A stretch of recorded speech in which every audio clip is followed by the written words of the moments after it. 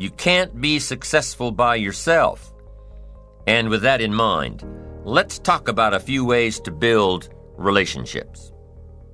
Most of these tips are for building business relationships, building contacts, building good working relationships with colleagues, with vendors, with prospects, with future clients and present clients and past clients. Building relationships. But remember, we are all people, regardless of our profession.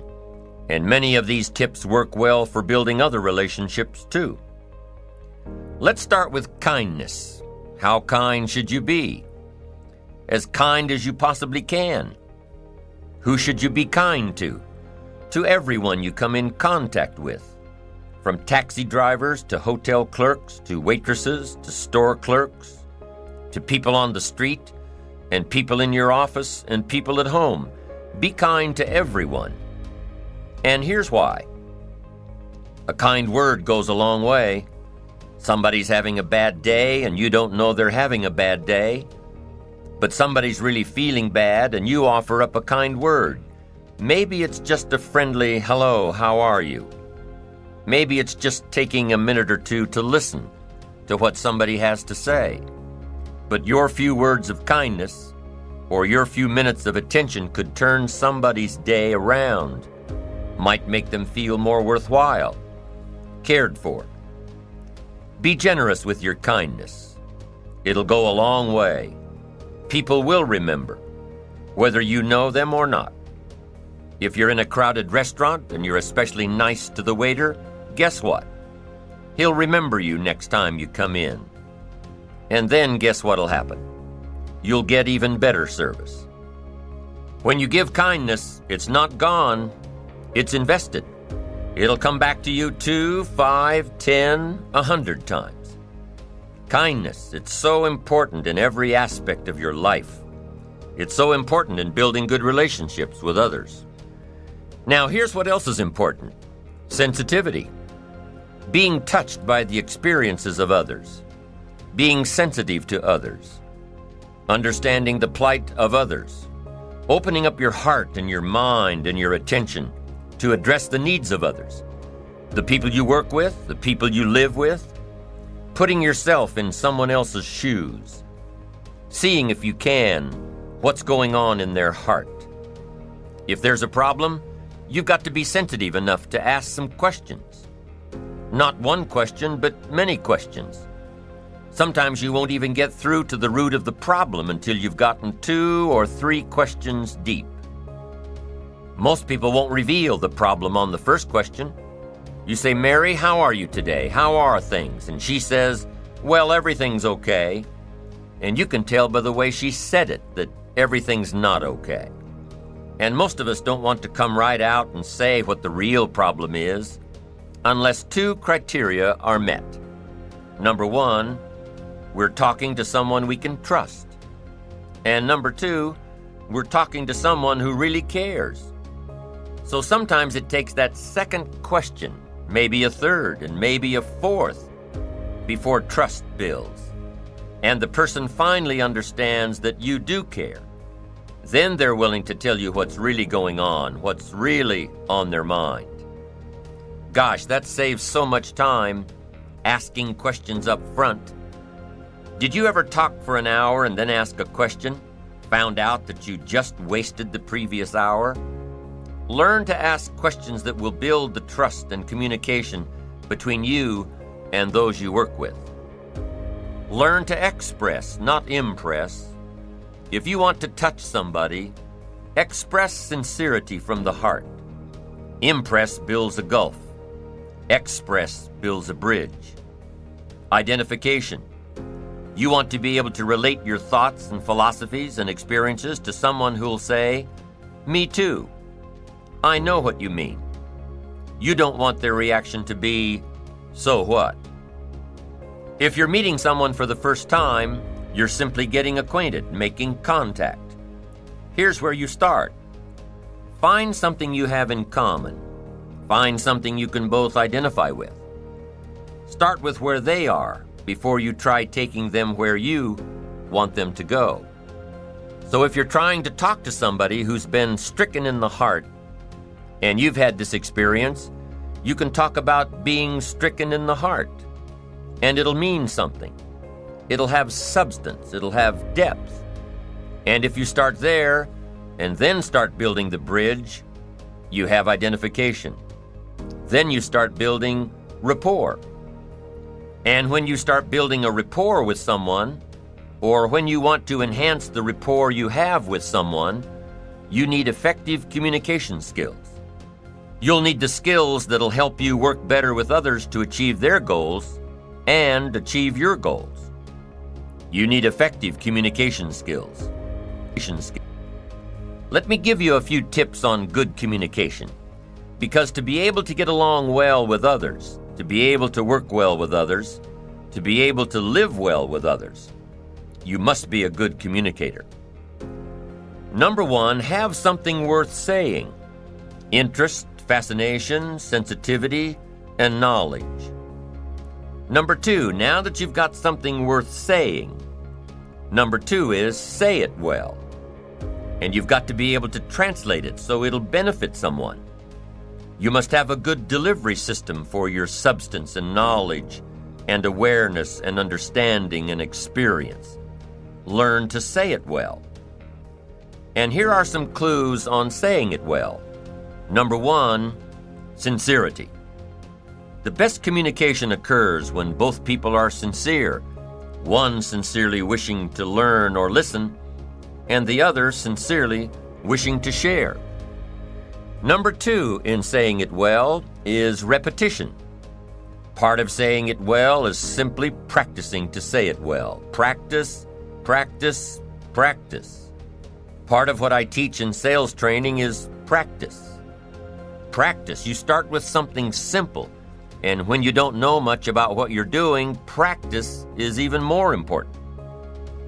Let's say you're in sales and your presentation's not that good, and you wander around saying, "You wouldn't want to buy this, would you?" I'm telling you, maybe if you say that often enough during the day, somebody might say, "Well, maybe I would. What are you selling?" Now you can't say, "Mind your own business." No, once you've opened the door, you've got to go through it. Here's what happens if you practice in sales. You're bound to make sales. Somebody will say, "What are you selling?" and you've got to tell them. Maybe they'll want it. You're bound to get better. If you practice, you'll get better. You'll get better at your sales presentation. You'll get better at listening to your prospect. You'll get better at closing the sale. You'll get better at earning a living. Practice is just as valuable as a sale. Because here's what's valuable in sales: the skills. The sale will make you a living. The skills will make you a fortune. So, practice your presentation and your ability to communicate what you know. The people out there who say, "No, I wouldn't care for any," are just as valuable. Why? Because they took the time to let you practice your presentation. And especially when you're just getting started, you might want to pay them to listen to you practice while you stumble around. So, be thankful for the no's. Practice helps you develop skills. Skills make labor more valuable. If you just sell, you can make a living. If you skillfully sell, you can make a fortune. If you just talk, you can hold a family together. If you skillfully talk, you can build dreams and the future. The difference is skill. You can cut a tree down with a hammer, but it takes about 30 days. If you trade the hammer for an axe, you can cut the tree down in about 30 minutes. The difference between the 30 minutes and 30 days is the tool. And your best communication tool is your skill. So practice to get the skill of saying it well. Part of saying it well is sincerity. The next part is repetition. Now here's another part of saying it well: brevity. Sometimes you don't need too much, just enough. The more you know, here's what I found out: the more you know, the briefer you can be. Because you can learn to make words more effective. Jesus was brief when he was putting his team together. He just wandered around the countryside, and every once in a while he'd see somebody he wanted on his team and said, "You follow me." Now that's short.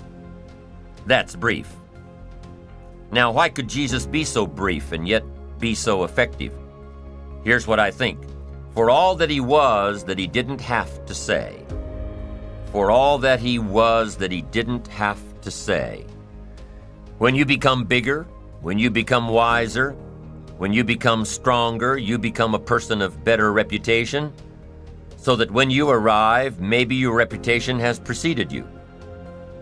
And when you get there, you don't have to say much. You don't have to launch into a 2-hour harangue if your reputation has preceded you. Your reputation will get a lot of the job done for you before you ever arrive. Next is style. Part of saying it well is style. Be a student of style, a variety of styles. Then make sure you develop your own. Be a student, but develop your own. Don't be someone else. Let someone else influence you, but don't become them. Develop your own style. Here's another tip on saying it well: vocabulary. You've just got to have a good vocabulary to say it well. Vocabulary. We can only translate for other people with the tools called vocabulary. If you're lacking in vocabulary, then you're lacking in tools to describe some problem or some answer. Words, vocabulary. You can't communicate without them. And you can't communicate well without a defined vocabulary. Every time you come across a word that's new to you, what should you do? Look it up. Every time you're in a conversation and the other person uses a word that's new to you, look it up. Now, most of the time you can figure out the meaning of a new word by how it's used. But if you can't, make sure you hold your response until you know for sure. Several years ago, some of my friends took a survey among prisoners, some rehabilitation program they were working on. And they weren't looking for this, but here's what they found. There's definitely a relationship between vocabulary and behavior. Interesting. This is what they found. The more limited the vocabulary, the more the tendency to poor behavior. Wow. When you stop to think about it for a moment, it makes sense. Vocabulary is a way of seeing. It gives us insight, and only with your present vocabulary can you see. You can't use tools you don't have to see, to create light, understanding, awareness, comprehension, perception, vision. You can only have as much vision as your present vocabulary will give you. And if you're limited in vocabulary, then you can't see very well. What if a person could only see the world through a little tiny hole? Can you imagine the mistakes he'd make in judgment? He'd say, "Here's how it is." You'd say, "No, that's not how it is. Here's how it is." The guy says, "But I can't see it." How come he can't see it? He doesn't have the vocabulary to understand the translation. Now, vocabulary is also what we use as a tool to express what's going on in our heart, what's going on in our head. Translate our questions, translate our answers, our perceptions, what we see, to be able to say it. And I'm telling you, if you have a limited way of translating and expressing what's going on in your heart and what's going on in your head, you'll fall way behind. So you'd have twin problems without a good vocabulary. Number one, you wouldn't be able to see. Number two, you wouldn't be able to express. And your world would keep getting smaller and smaller and smaller, not having the vision, not having the tools. Finally, you wouldn't need a place much bigger than 10 by 12 to live. Why? That's about as big as some people's world is. That's all they've got, this little narrow world, making mistakes every day. Why? They can't see. Getting it wrong every day. They can't comprehend. They can't understand. No tools with which to translate.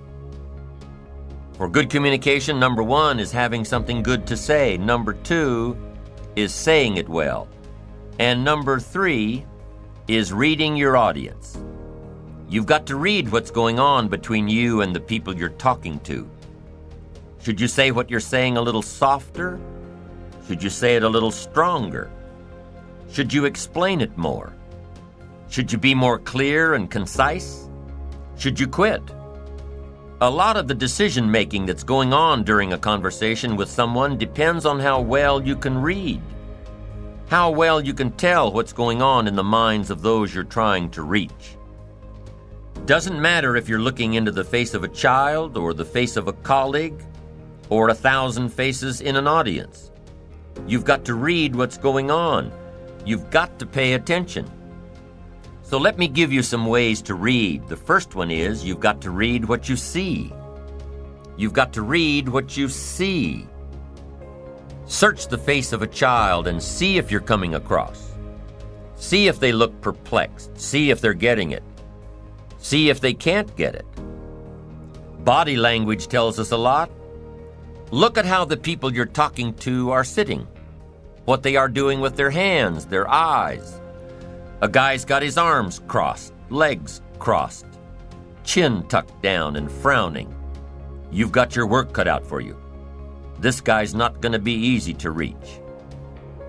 The lady's standing up from behind her desk. You've got to hurry. She's not going to listen to much more.